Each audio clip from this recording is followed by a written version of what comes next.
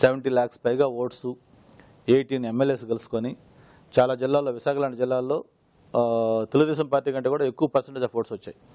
అటువంటి ఒక ప్రభావితం చేసిన పార్టీని ప్రత్యేకంగా చిరంజీవి గారు ఆ రోజు ఫీల్ అయిందంటే జగన్మోహన్ రెడ్డి గారు కాంగ్రెస్ పార్టీ ఆ ప్రభుత్వాన్ని పడగొడతాను అంటా ఉంటే నేను ఏదో నువ్వు పడగొడతావా అంటున్నావు, నేను నిలబెడతానని చెప్పని ఆ రోజు మా 18 మంది ఎమ్మెల్యేలు సపోర్ట్ ఉండడంతో పార్టీ ఆ రోజు ప్రభుత్వం నిలబడింది.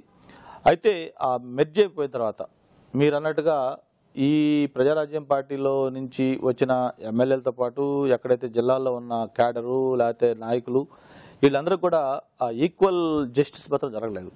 ఆ విషయం మీద చాలా ఫైట్ చేయడం జరిగింది.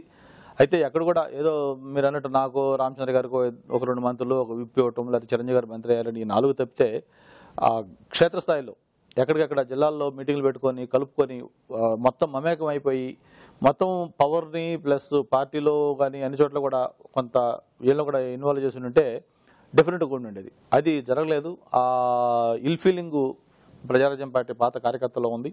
ఇప్పుడు కూడా చాలామంది అదే ఒపీనియన్ ఎక్స్ప్రెస్ చేస్తూ ఉన్నారు.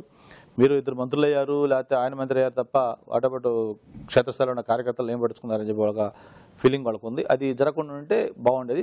అది చిరంజీవి గారు మ్యాక్సిమం 4 ప్రయత్నాలు చేశారు. ఆయన కూడా కిరణ్ కుమార్ రెడ్డి గారితో కలిశారు, చిరంజీవి గారు కలిశారు. జిల్లాల్లో మా లెవెల్లో మేము కూడా ఎక్కడెక్కడ మీటింగ్లు పెట్టాం. అయినా కూడా అది ఎందుకో ప్రాపర్గా మెర్జింగ్ కాల